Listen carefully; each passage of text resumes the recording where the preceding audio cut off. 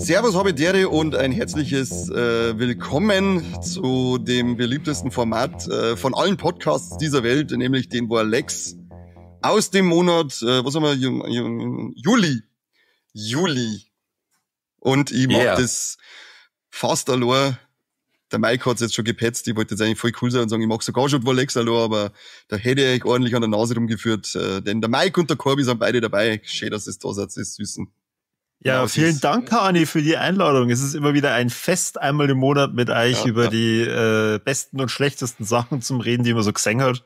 Servus und Habitäre auch von meiner Seite. Und ich muss leider sagen, ich habe gar nicht einmal so viel, weil seit unserer 300. Folge habe ich nicht recht viel gesehen.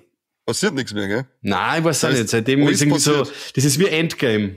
Wir Marvel, also Avengers Endgame und danach weiß man nicht mehr, wie es eigentlich weitergehen soll. Boah, jetzt ist im kreislich CGI. Hör bloß auf, alles nach Endgame ist immer schlechter geworden.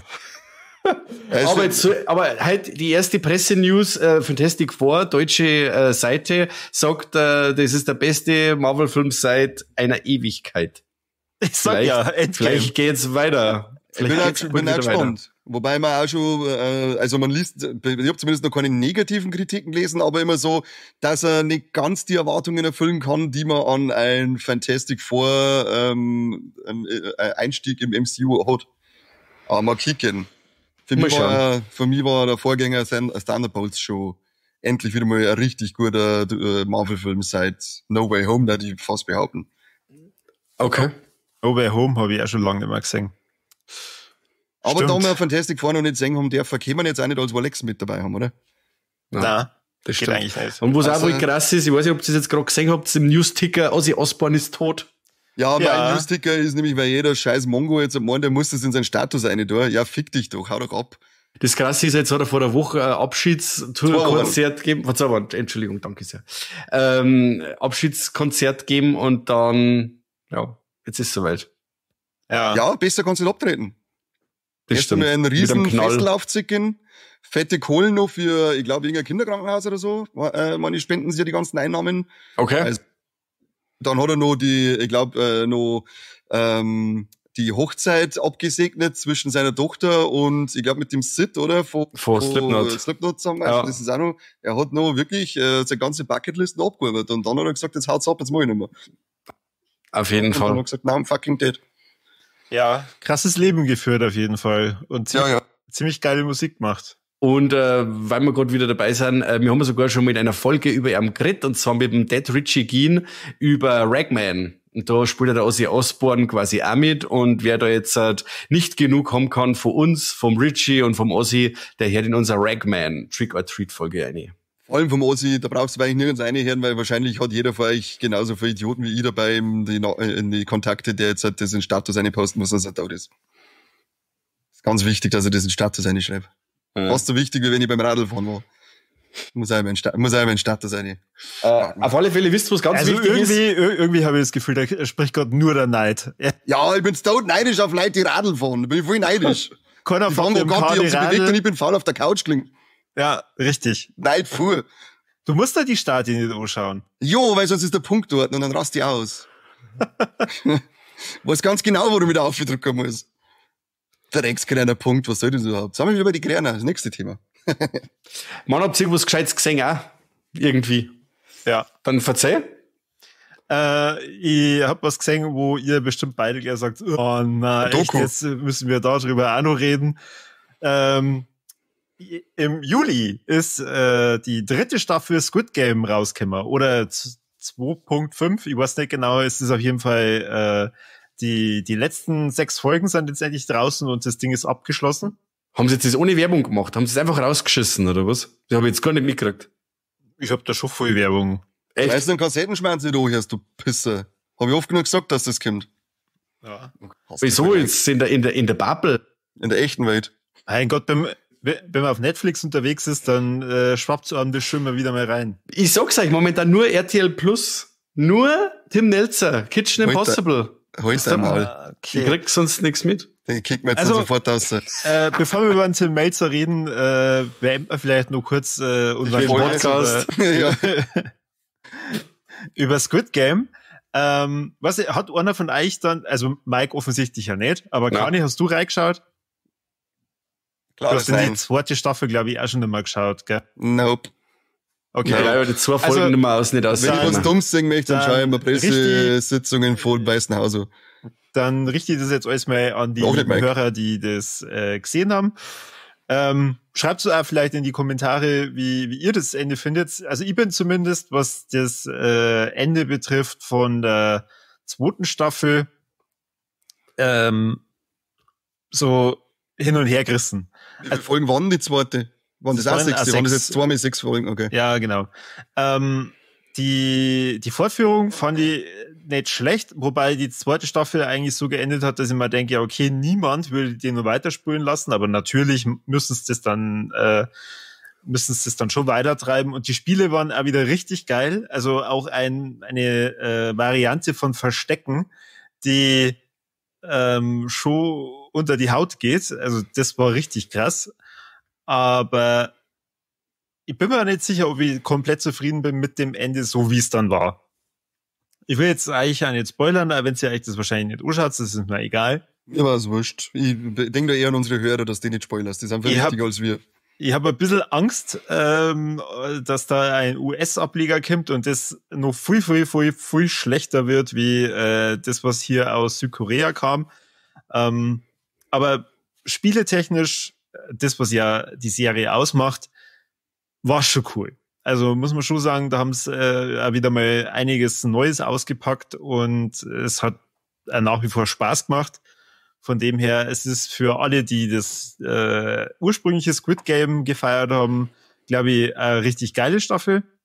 Besser wie jetzt eben der Einstieg bei der Staffel 2, wo Mike und der Kane auch entsprechend schon Kritik dran geäußert haben, dass das ja völlig unrealistisch ist, was da passiert. Nicht unrealistisch, aber dumm. Nein, ein Scheißdreck haben wir gesagt. Ein Scheißdreck. Genau. Ist einfach völliger nur dumm. Scheißdreck. Aber um ehrlich zu sein, deswegen schaut man sich das auch nicht an. Möchtest du jetzt das Fass aufmachen, oder wie? Ich raus komplett aus. So schon wieder losgeht. Du kannst 10 Minuten in der Drecksfolge. Na, also es ist halt echt so, es läuft irgendein Spiel und man fragt sich die ganze Zeit, okay, wie würde ich mich denn in dem Spiel verhalten? Und von dem her, wie schon gesagt, fand ich die 3. Staffel ganz gelungen. Ich glaube, es ist ja gut, dass es jetzt zu Ende ist. Aber sicher, gesagt, sicher. Ja, aber ich habe, wie schon gesagt, Angst vor irgendwelchen US-Ablegern. Und da kommt nichts mehr. Ja, angeblich ist ja der David Fincher im Gespräch, dass er einen US-Ableger macht. Okay. Ja, und dafür wäre zumindest ein sehr guter Name dahinter. Das war jetzt nicht einmal so das Problem, aber naja.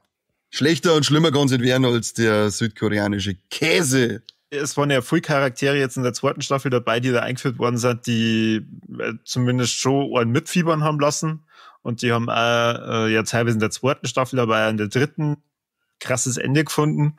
Und von dem her, für alle, die die 1. Staffel geil gefunden haben, kann ich die 2. und die 3. auch herzlich empfehlen. Für alle, die die 1. Staffel geil gefunden haben, legt euch einen Geschmack zu und schaut euch was gescheit so. Ich fand die 1. Staffel schon nicht schlecht, muss ich sagen. Du hast doch vorher auch noch gemault. Nein, die 1. Staffel schon, aber bei der 2. das war da. Ach so, hast du die 2. noch gesehen? Ja, also 2 Folgen von der 2. Staffel und dann war das so fad, dass ich gesagt habe, also jetzt habe ich 2 Folgen gesehen und war da nicht ein Spei oder irgendwas und auf was willst du jetzt eigentlich hinaus? Ich hätte mal, wir sind uns bei den ersten schon einig gewesen. Nein, leider nicht, Conny, es tut mir leid. Nein, aber ich sende trotzdem Herzal. Ich verstehe trotzdem Herzal. Ja, sehr schön. Ich schön. will nur Potatoes haben von dir. Aber da ist Tipp, Mike, also wenn du mal einen langen Nachmittag hast, dann trau die und mach in der 3. Folge in der 2. Staffel weil dann gehen die Spiele endlich los. Ich hab genau da abgebrochen, wo es da cool wird, quasi. Du hast genau vorher abgebrochen. Ja, bist du blöd. Ja, bist du blöd, Bub. Mei, oh mei. Der ganze Burort. Scheiße. Unglaublich, Mike. Naja. Ja. Ah, Mike, was hast denn du angeschaut? Oder schmeißt du mir ein Buch? Ja, schon, weil du malst schon wieder die ganze Zeit, jetzt bin ich gespannt, was dann dabei ist. Ich aufregt so. Scheiß behinderte Scheiß-Kack-Würste für Serie, über die wir gerade geredet haben. Squid Game. Squid Game, sowas, genau. Ich wollte die ganze Zeit auf Split Game. Ne. Sowas Dämliches. Aber apropos dämlich, weißt du, was ich mir angeschaut habe? Junior mit dem Arnold Schwarzenegger. Boah, scheiße. Ja, ich kann diesen Film nicht so ein Wort Dreck oder Wort Leck machen, sondern nur so ein What the heck.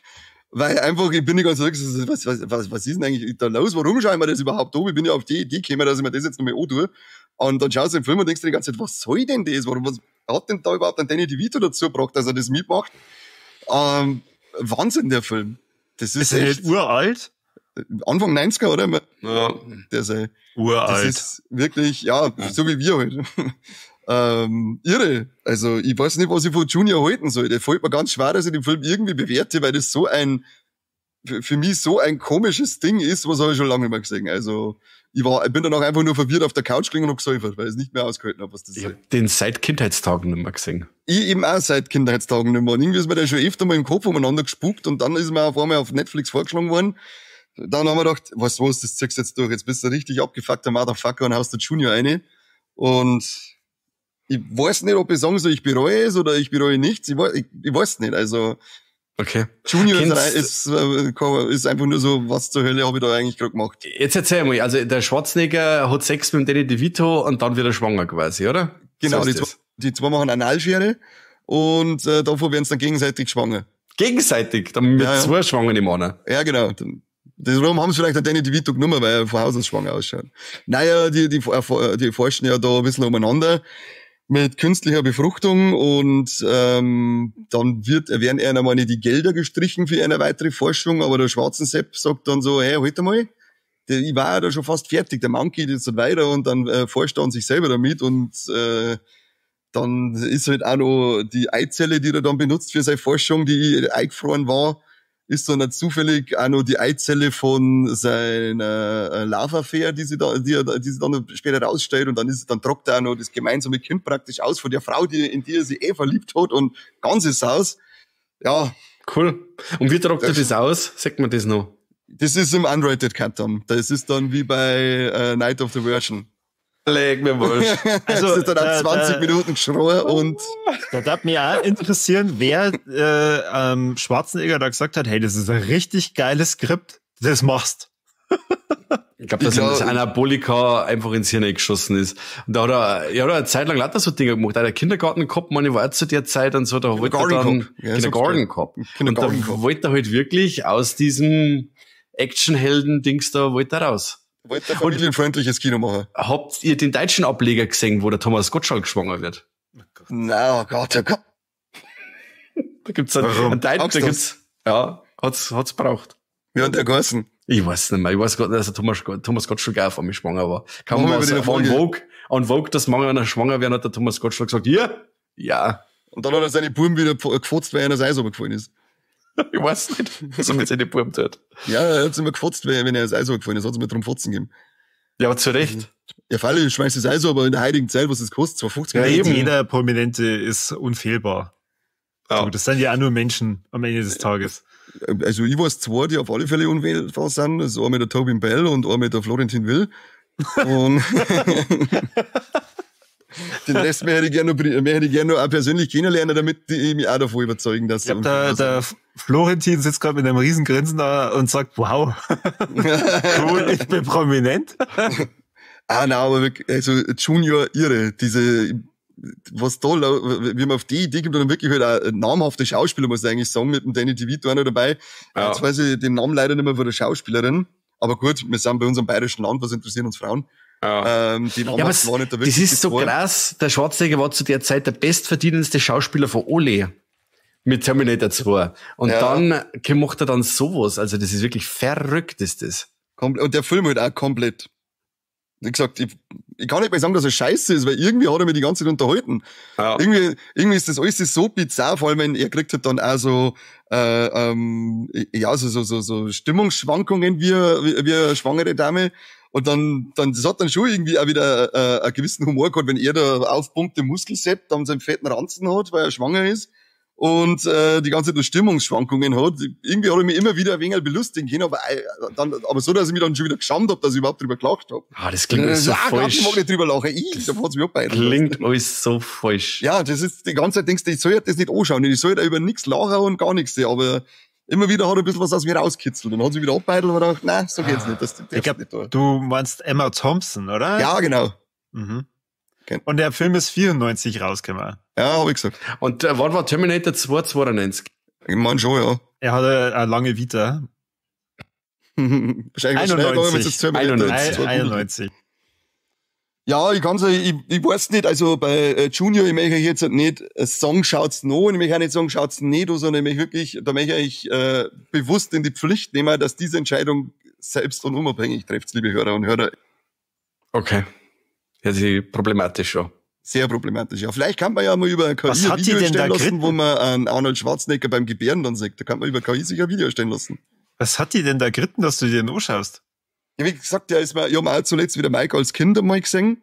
Und der ist mir immer wieder mal in den Kopf eingeschossen. Da haben wir immer wieder mal gedacht, Junior, stimmt eigentlich. Aktiv gesucht? Nein, dann hat's man zufällig bei Netflix vorgeschlagen und es war dann so, ein Schicksal war das. Da hat's dann geheißen, ja, okay, der ist mir ein paar Tage im Kopf eingeschossen, jetzt ist er bei Netflix da. Du musst, wenn ihr jetzt, wann dann, habe ich mir gedacht. Aber du hast ja vor kurzem, glaube ich, auch Howard the Duck geschaut, oder? Mhm. Das ist auch einer von den Filmen, die ich zur selben Zeit gesehen habe. Das waren so diese Samstag, Sonntag, Nachmittag oder Frühabendfilme und hat Howard the Duck auch dazu gehört. Du hast momentan lauter so Dinge, die ich als Kind irgendwie dann so im Fernsehen ganz oft Kind? Howard the Duck, der ist am Sonntagnachmittag gekommen, um 3 Nachmittag. Was zum Teufel? Ja, das warum Monster, nicht? das zum Schluss gibt, das ist sau Ja, geh weiter, wenn man ein wenig härter wie die heiligen Affen da. Aber echt, Kim jetzt. Was? Das sind wir eine Jane Pussy sie. Oh Ja, Gott, wir die haben hat mentale Probleme. wir haben Du stellst Ja, gerade Howard the entstanden. Duck mit Junior auf eine Waagschale. Was ist denn los? Das heißt aber Junior Waagschale, schlimmer. aber das hat Junior das, schlimmer. ich werde jetzt was behaupten, dass Howard the Duck auch zu der Zeit entstanden ist und die haben Ja, alle so das zu, ist 6 oder 8. das ist kein 80er nicht. Ja. Hau ab! Wann ist er da so, Bub? Okay, aber wie gesagt, ich hab den als Kind im Fernsehen gesehen und das am Nachmittag. Ja, weil Howard the Duck gab's ja, glaube ich, eine zensierte Version bei uns. Wahnsinn. Der ist ja zensiert gewesen, Howard the Duck zum Teil. Ja. Und bei Howard the Duck ist halt also diese Gratwanderung, der hätte der Vollgas over the top sein müssen, zumindest vom Mundwerk her, so wie Deadpool. Aber so hat er mit dieser Gratwanderung versucht zwischen Kinderfilm und doch ein bisschen also Erwachsenenkomödie zum sein und außergekommen ist halt einfach irgendwie so Das ist kein Kinderfilm, Leute. Der ist ab Ja, 16. natürlich ist das ein Kinderfilm. Der ist ab 16. Ja, ist ein Kinderfilm. Okay, da haben meine Eltern gesagt, was ab 16. Ja, scheiß doch auf 16, haben's gesagt. Ah, das ist eine sprechende Ente. Donald Duck muss lustig sein. Ja, Hau was rein. soll da schief sein? Das Krasse war, weil diese sexuellen Anspielungen Ja, und so Mann. in dem Film, das war Gleich von Wahnsinn. Anfang an. Und dann arbeitet er noch geil im Puff und soll die Wasserqualität prüfen, während sie da drin umeinander schnackseln. Geil ist er. Ja, das war stark. Aber für Kinder. Voll. Noch Absolut. Bill und Ted, zuerst Bill und Ted, dann Howard the Ja. Duck, dann Und noch dann Tron, Junior. vielleicht Genau. noch Krull, Und dann Junior am Schluss zum Einschlafen. sowas Oh Gott. zum Oberkämmer. Ja. Beste war das, ja. Das Ja, waren die Zeiten. super. Wir haben ja gesagt, wieder Also wir haben an uns eh so alle Eltern, FSK 16, das ist was gar nichts leid. Hat er damals, ich darf mal wetten, dass der damals in dieser gekürzten Fassung ab 12 war. Ja, und 100 Kika Pro. gelaufen ist. Hat's nicht gegeben. Den hat's Zu meiner damals Zeit nicht war, gegeben. wir waren mal cool, da hat's kein Kick nicht gegeben. ORF Wir waren hat's ja gegeben. cool. Ja. Da Man war bin ORF. Bambino geschaut, verstehst? Wir haben das Radl geheißen beim ORF. Turbo Tom. Turbo. Ja, genau, Der so haben wir Turbo. geschaut. Da kommt ja mit dem Kicker daher. Diese Pussy-Generation. Wahnsinn, die gehen aber richtig auf den Sack. Ah, Also sogar der George Lucas reingeballert, gell? Der Howard the Turbo Duck. Tom. Ja. Das ist, jetzt pass auf, FSK 16 haben wir da, VHS war FSK 12, was wollt's denn? Sechster, jetzt haben wir schon wieder soweit. Also, nachmittags. Was zum Teufel, echt. ey. Keine Probleme. Es waren Kleiner Kinderfilm. bessere Zeiten. Bessere Zeiten. Erst kam Braindead direkt nach der Kirchenübertragung. Ja, genau. Dann Jetzt gehst du zum Howard, Betten und dann schaust du am Zombie-Pfarrer oben. Howard the Duck danach. Genau. Sehr schön. Und dann lebendig gefressen. Du hast damals zu mir auch gesagt, ich bin aus der Kirche gekommen, weil wir irgendwie wie gegen einem Krampf waren wir wieder in der Kirche. Dann komme ich heim und schaut mir vor der Terminator. Sag ich, wo leck Terminator? Bleib jetzt sitzen. Na, du kannst nicht aus der Kirche kommen und dann gleich einen Terminator anschauen. Das geht nicht. Ich weiß nicht, warum, dass man das nicht kann. Aber ich hätte es Kinder jetzt zusammengebracht. Aber ich Jetzt hab's habe ich nicht gesagt, jetzt sag ich jetzt, wie ich das kann. Ja, aber nein, hat's geheißen, hau ab. Ich sag, da schaut's jetzt her, Mann. Da schaust jetzt her, Mann, wie ich dir sage, wie ich das kann. So Sarah schaut's aus. Connor. Ja, Mike, jetzt hast du ja die ganze Zeit Botmuff gehabt. Verzeih mal, du was willst du losgegangen. Wenn du mit dem Tim Melzer kommst, ist die Folge instant beendet. Für Melzer bin ich halt fertig. Ich muss jetzt die letzte Folge noch fertig schauen, wenn der Podcast gar ist, dann muss ich wieder rein. Okay. Ja, weil ich habe nämlich einen Film eingezwickt gehabt, weil ich bin ein Sucker für Exorzismusfilme. Kann man das sehen? The Ritual. The Ritual. Habe ich gekriegt und habe ich angeschaut, weil ich mir gedacht habe, hey, Al Pacino in einer der Hauptrollen und dann gleich noch der Dan Stevens, The Guest und der Beast aus Schöne und das Beast. Dann habe ich gedacht, was bloß, da kann eigentlich fast überhaupt gar nichts schief gehen. Da habe ich mich aber täuscht. Weil, ja, wie gesagt, der macht wirklich alles genauso wie alle anderen. Ich habe schon mal gesagt, das ist dasselbe Problem, was der Exorzismusfilm hat, mit der Exorzist wie auch der Weiße Hai mit dem Hai-Film. Es ist eigentlich nach dem ersten richtig großen Film, eben wie der Exorzist, alles gesagt gewesen und gezeigt gewesen. Alles andere haben eigentlich nur noch Kopien und das macht der Film genauer so. Nur ich kann mir jetzt in dem Fall nicht wirklich erklären, warum der so langweilig geworden ist. Er hat immer was, man kriegt immer was zum Singen und es ist immer irgendwas geboten, aber es ist immer das Gleiche. Und auch schauspielerisch, weiß ich jetzt auch nicht, also dieser Al Pacino, der schlafwandelt dadurch, ich weiß nicht, ob der eigentlich auch noch mal vor die Kamera treten soll oder ob der nicht sagt, hey, wisst ihr was, ich bin raus. Bei Weil Ocean's 11, da hast du schon gemerkt, es geht steil bergab. Und das ist schon lang her. Bei der Serie und der ist schon Hunters lang war er her. überragend gut. Das stimmt, Hunters war gut. Das ist aber auch schon eine Zeit her. Aber da gespannt man halt. Nein, die Serie, meine ich. Ja, hab ich gesagt, die Serie, das ist schon eine Zeit her, so ja, gut, 3-4 Jahre. 3-4 Jahre. Und da gespannt man halt auch, dem schmeckt's recht. Der ist jetzt auch recht ungelenkt wie so ein Russell Crowe, jetzt so in seinem letzten, auch wieder beim Exorzismusfilm, momentan versumpfen sie alle ein bisschen. Und auch der Dan Stevens, also die mag ich den eigentlich auch total gern. Aber ja, mir hat der Film nicht wirklich überzeugen können. Er ist nicht spannend, er ist nicht gruselig und er macht Malen nach Zahlen. Genau das, was du erwartest, kriegst da aber du bist ja trotzdem unterwältigt, weil du gesagt hast, ein bisschen was anderes hätte schon sein, vor allem wenn diese Art Leute mitspielen und auch in dem Film wirklich dann auch Kohle auch drinsteckt. Aber ja, also von meiner Seite her eher enttäuschend. Hat mir jetzt nicht sehr gefallen. Aber was willst du denn anders haben in einem Exorzistenfilm? Zum Beispiel so wie Popes Exorzist. Sowas, weil das war wieder so einer, der wo dann was gemacht hat, weißt du, da dieses, die ab der zweiten Hälfte, wo dann ein wenig so ein Twist reinkommt in das Ganze und dann gespannst, okay, also Twist nicht, aber so ein Reveal, dass du sagst, okay, so und so läuft's jetzt ab oder es bezieht sich auf irgendwas, auf irgendein aktuell oder damaliges Ereignis, das jetzt in den Film mit einfließt und wird als real verkauft oder irgendwie sowas, einfach irgendeine eigene Idee. Aber das ist ja wirklich nur bei The Ritual. Sie stecken an dem Bett und betten und sie kotzt und dann gehen sie wieder. Dann reden sie irgendwas, dann kommen sie wieder rein, dann heißt es schon wieder Exorzismus 1. Dann reden sie wieder, Exorzismus 2. Und so ist es dann ein so ein Kapitel einteilt und es ist wirklich immer das Gleiche. Es ist immer das Gleiche. Sie reden dann untereinander, dann ist wieder irgendwas, dann müssen sie wieder rein, ja, dann betten sie die nächsten Exorzismen aber und so geht's dahin bis zum Schluss. Und dann sagst du, ja, und jetzt ist auf einmal gar, jetzt haben sie aber nichts Großartiges anders gemacht wie die 10 Exorzismen davor. Ist eigentlich immer das Gleiche. Also Popes wie ist er? The Popes Exorcist.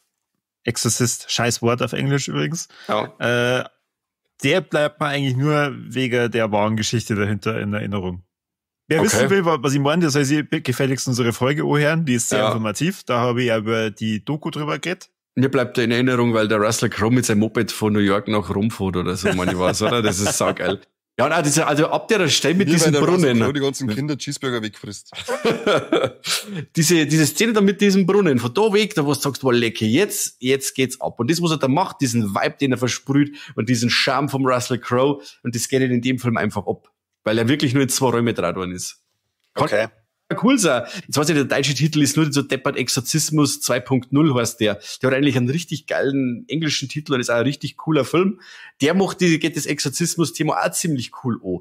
Aber wie gesagt, dieser The Ritual ist halt wirklich. Aber vielleicht das ist das halt eher so ein Exorzisten, ich hasse das Wort, ein Austreibungsfilm, wo die Regisseure sich gedacht haben, ja okay, das ist jetzt eher für die neue Zielgruppe. die halt alle anderen Filme noch nicht gesehen haben und das ist jetzt ihr erster Austreibungsfilm. Also sie hoffen praktisch drauf, dass einer Film der erste Austreibungsfilm ist, den der Kunde jemals gesehen hat. Schon, passiert doch. Und dann sagt er, voll geil, Exorzistenfilme sind geil, und schaut sich der Exorzist an und sagt, voll langweilig. Das ist das gleiche wie der Schwanzfilm.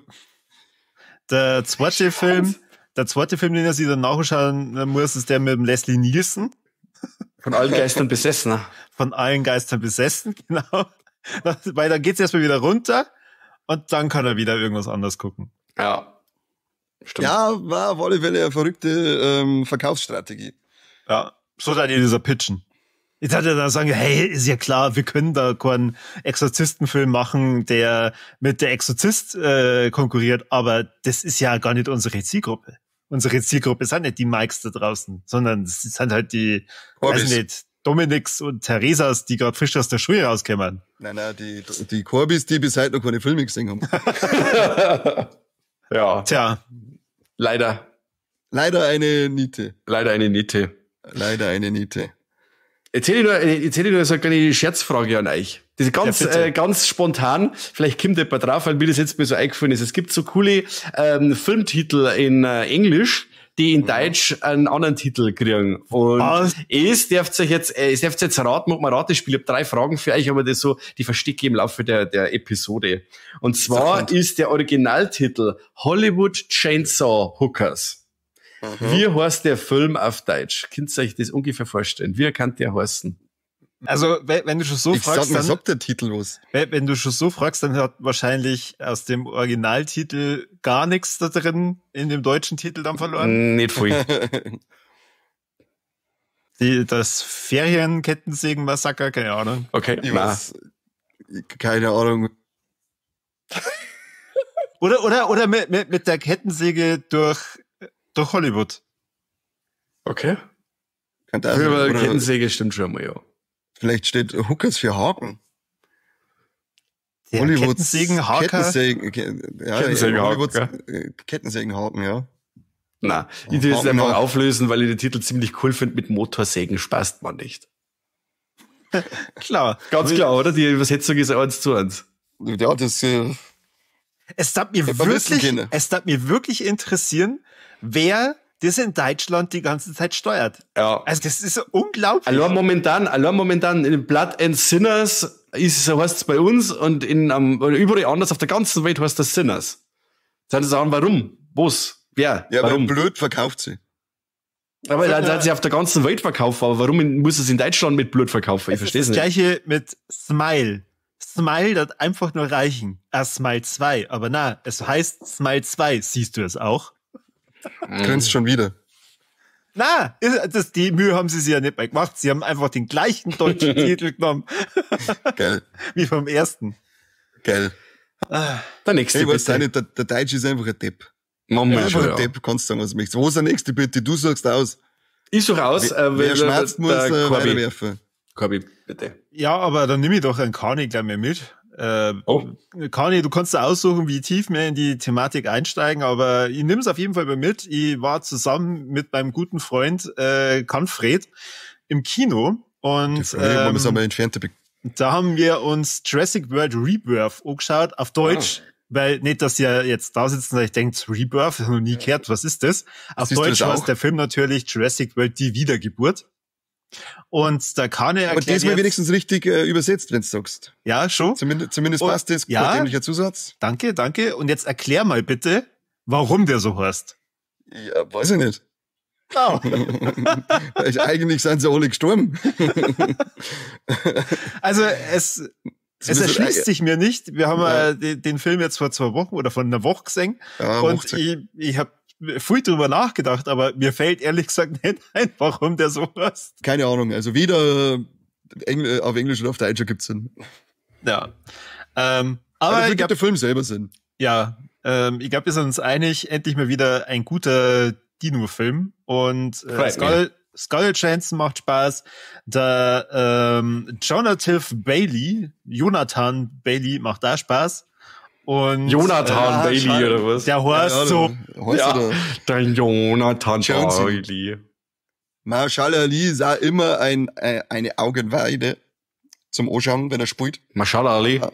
Mashallah Ali. Ach so, Der Blade, der ist nicht Zeit darf. der Ja, den genau, Duncan gespielt hat. Blöd. Blair. Ja, auf jeden Fall, es kommen richtig geile Dinos vor, die werden auch schön in Szene gesetzt. Das ist ein Dino-Film, also das steht im Vordergrund.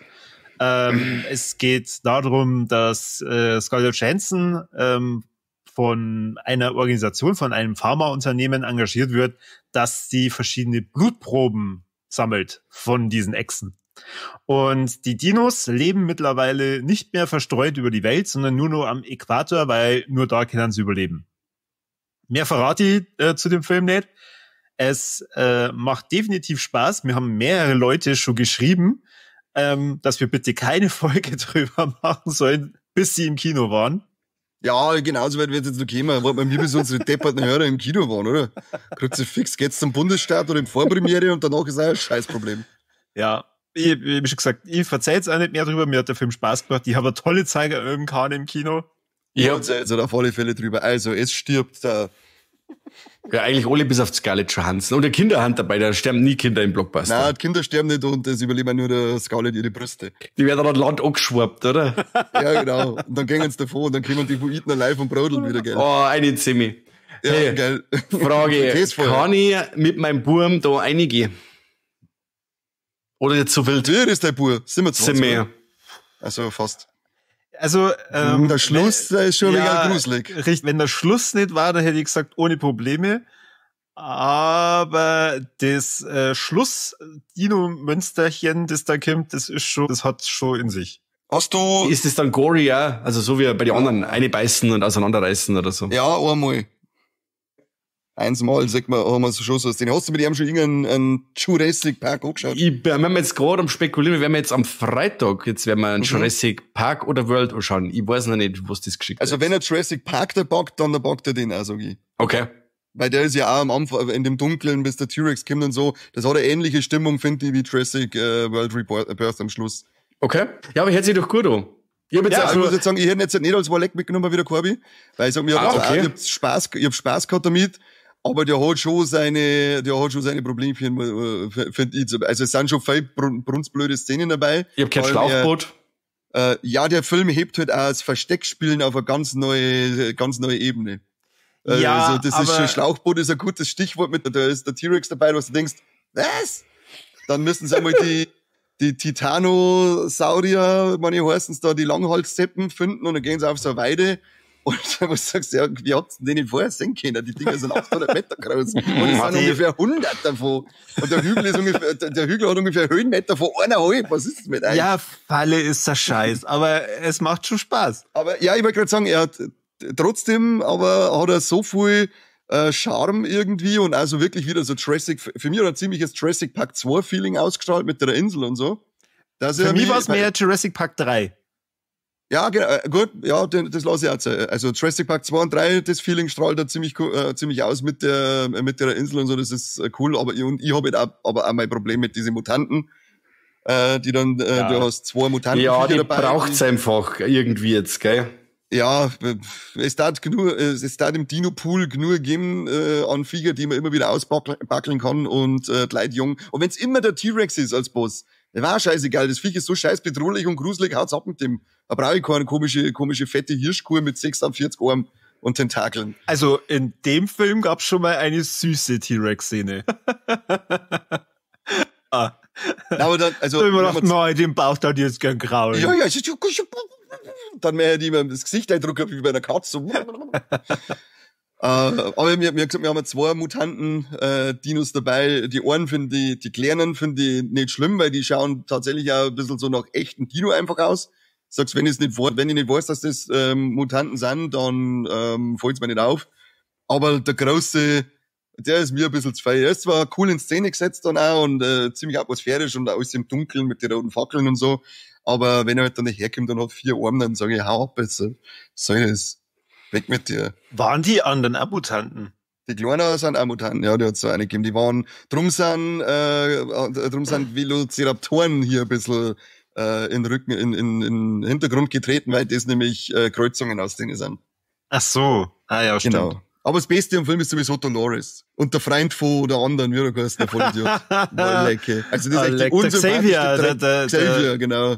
Die unsympathischste Drecksfigur in alles im Film haben wir da drin. Da waren wir uns ja sofort einig, als ich gesagt habe, ich freue mich schon, wenn der stirbt. Der hat seinen ersten Auftritt und in dem Moment wollten wir beide, dass er qualvoll gefressen wird. Das ich meine, was weiß ich, ein unrated Cut, wo es zeigst, wie sie richtig brodeln, wo sie ihn richtig herrichten.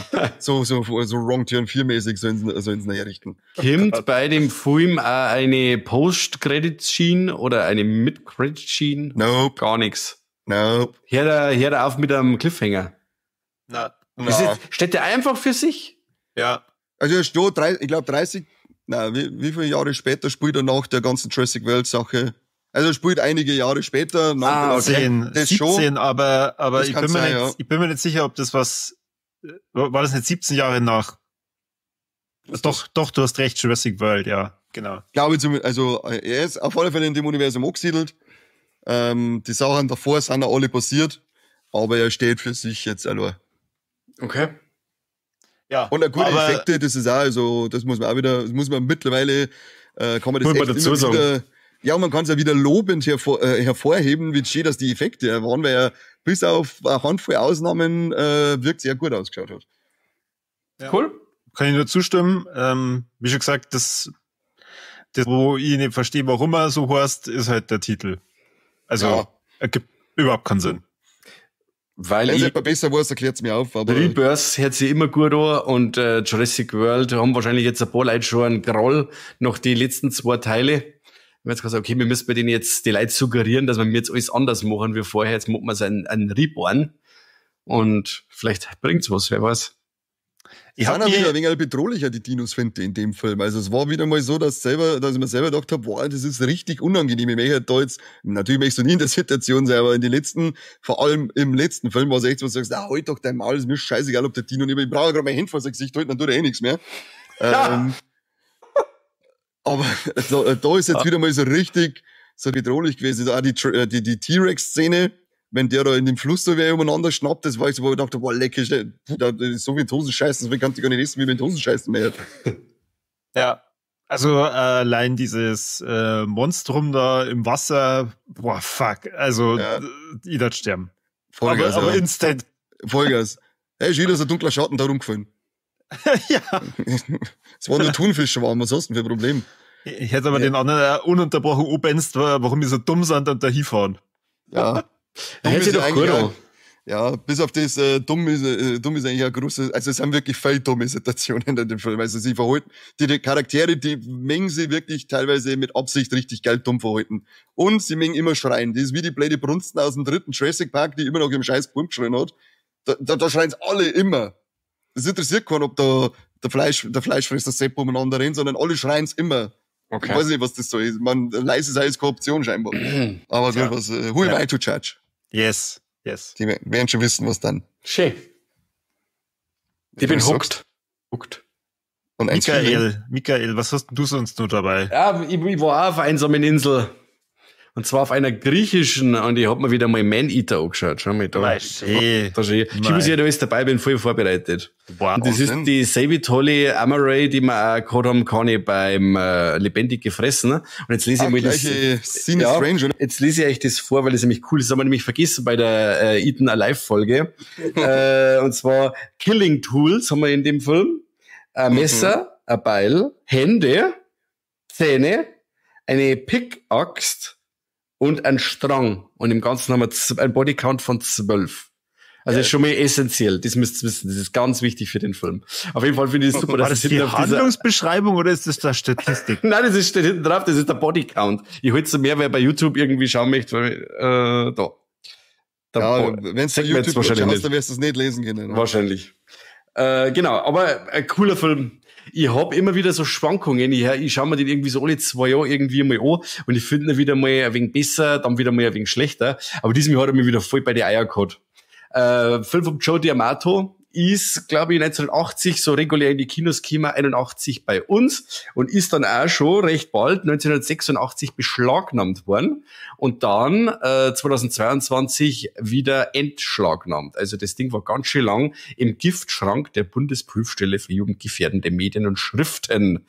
Kann ich verstehen. Also zumindest, dass man sagt, okay, Anfang der 80er, dass der Film einen ziemlichen Aufschrei ausgelöst hat, weil er ja einige Sachen auch macht, so wie Maniac zum Beispiel. Wir haben am Anfang diese Point-of-View-Szene, wo er quasi Leute umbringt. Und was man da zu der Zeit so gehabt hat, Zeiten Weißen Hai, wo man die Sicht vom Weißen Hai einnimmt oder dann die Sicht von Michael Myers in Halloween, die Sicht von der Pamela Foyce in Freitag der 13. haben wir auch hier die Point-of-View-Sicht ganz oft vom Killer, von dem Kannibalen. Und das mengen sie gleich gar nicht, dass man sich selber mit dem Killer identifiziert oder dass man die Rolle einnehmen könnte. Zur Geschichte so viel. Ein reiches Ehepaar mit Kind macht einen Ausflug, einen Trip, verunglücken dann und haben auf einem Schlauchboot mitten am Meer gefangen und der Vater frisst Frau und Kind. Bumm. Das macht ihn dann zum turbogeilen Dinosaurier, hätte ich fast gesagt, aber zum Kannibalen. Und durch das, dass er so geil Menschenfleisch eingeschaufelt hat, ist der George Eastman jetzt der Man-Eater, im Originaltitel Anthropophagus. Der Menschenfresser. Auf der Insel stranden und sofort der ganze Family brodeln. Voll. Noch immer im Schlauchboot noch. Waren die da schon tot? Nein. Also der Bur, der stirbt recht schnell, der Bur, weil ich weiß nicht mehr genau, wie es ist. Der Bur, der ist schon am Abnippeln und dann sagt, den essen wir jetzt, den müssen wir jetzt essen. Nein, du kannst unseren Bum nicht umbringen. Und dann sticht er aus Versehen die Frau und dann wird er wahnsinnig und spachtelt die dann zusammen. Genau. Und dann haben wir quasi einen Zeitsprung drin, dass man sagt, okay, ein paar so Jugendliche machen auch Urlaub und haben dann auf einer einsamen Insel, die wirklich einsam ist, sehr spannend. Sie machen da lustig Urlaub, weil da ist so eine Ortschaft und so. Gedreht ist der Film in Griechenland und schaut das super schön aus, die ganze Landschaft und die ganzen Häuser und so, schaut super cool aus, nur da ist keiner und das kommt einer komisch vor. Und dabei hat halt da der Man-Eater die ganzen Leute schon zusammengespachtelt und wer nicht zusammengespachtelt worden ist, ist geflohen. Und das wissen aber sie nicht. Jetzt ganz schön geht's da rund. Auf welche Zeit? Weiß man das? Nein, weiß ich nicht. Auf alle Fälle tun die halt dann alle das Zeitliche segnen, 12 an der Zahl mit, ich sag's nicht nochmal, aber mit ganz vielen verschiedenen Sachen liegt der Leid um. Wir haben auch eine Szene drin, wie der Film eigentlich hauptsächlich beschlagnahmt worden ist, und zwar entnimmt er einer schwangeren Frau das Kind noch vor der Geburt quasi, der zirkt das und raus. Und diese Szene, man sagt das nicht, aber so, wenn er das dann heraustut, das, was er dann da rauszieht, das war Kadaver von einem Hasen, soweit ich das in Erfahrung gebracht habe. Aber das haben sie jetzt so hergekriegt, dass das wirklich krass detailliert ausschaut. Also ich kann mir jetzt... dann auch gegessen? Ja, der beißt dann voll rein. So richtig, der sechs und direkt wieder da reinbeißt und so. Fast wie Mutterkuchen, ist ja, glaube ich, das war die... magst du mal drauf. Ja, genau. Der Film war Golden Age of 80s Horror. Da hat man alles dürfen. Alles. Und vor allem Joe D'Amato, wir wissen was, der Schmuddelpapst, der war sich für nichts zu dumm, der war sich für nichts zu fein und hat gesagt, hey, das macht man. Blut wollen Leid. Mir wundert's ein bisschen, weil der ist ja sehr, er mag gern knocker die Leute und hat dann auch ganz viel Pornos drauf und so, aber in dem Film, da sieht man nicht einen Busen. Das hat mich ein wenig gewundert. Das wundert mich immer wieder, wenn ich ihn schaue. Sagen wir es so. Ärgert dir jetzt aber wieder. Ja, ein bisschen schon. Es ist ganz seltsam, dieser Film hat eine saugeile Atmosphäre, wie man es halt so hat, die Anfangs 80er und dann dieses Setting da in Griechenland und so, finde ich super.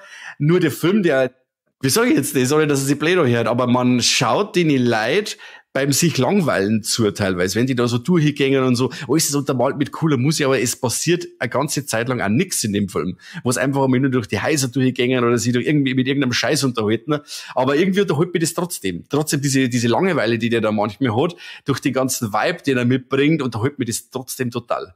Und dann auch diese coolen Kills dazu, da wo wirklich ans Eingemachte gängen und ziemlich gut gemacht sind.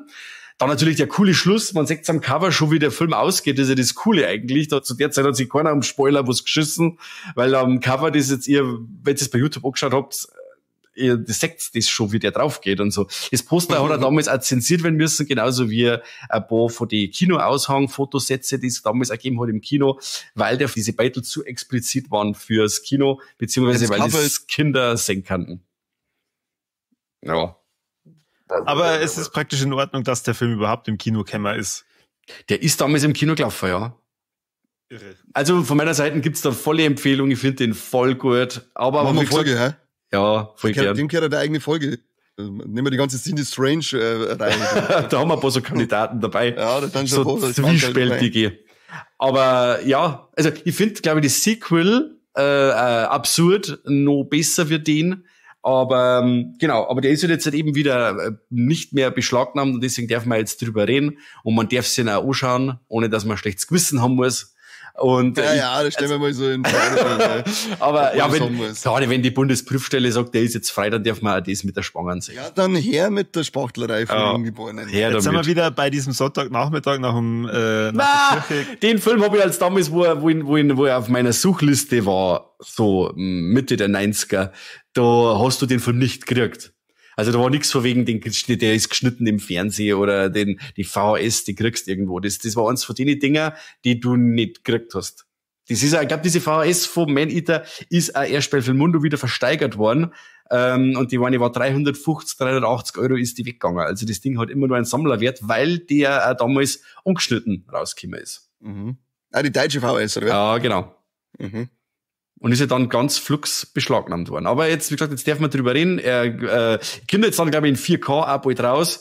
Und wer so wirklich für so groben Unfug aus den 80er was übrig hat, blutig, atmosphärisch, vielleicht einmal ein bisschen Italienisch. wabernd, langweilig, italienisch, ein bisschen griechisch, dann haut sich das Ding ein. Ich hab jetzt mal wieder meinen Spaß.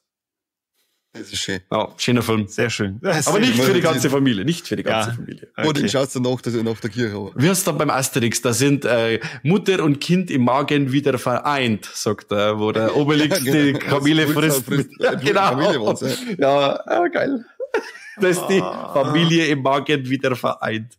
Das war bei Asterix und Cleopatra, oder? Nein, das war Obertrum. Ja, genau. Wo sie in dem Weißt du, mit Restaurant der- sind, wo sie viel fressen Genau, müssen. wo alles zusammenfrisst. Auch mit den Aufgaben, oder? Ja, genau. Ja.